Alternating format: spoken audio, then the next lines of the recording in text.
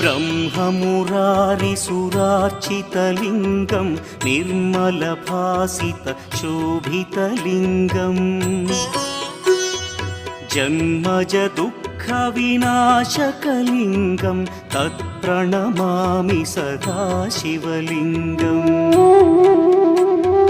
देवमुनिप्रवरार्चितलिङ्गं कामदहन करुणाकरलिङ्गम्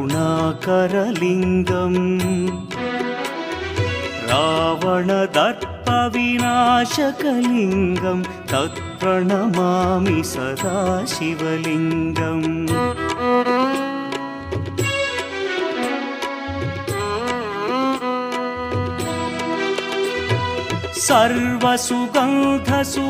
सर्वसुगन्धसुलेपितलिङ्गं बुद्धिविवर्धनकारणलिङ्गं सिद्धसुरासुरवन्दित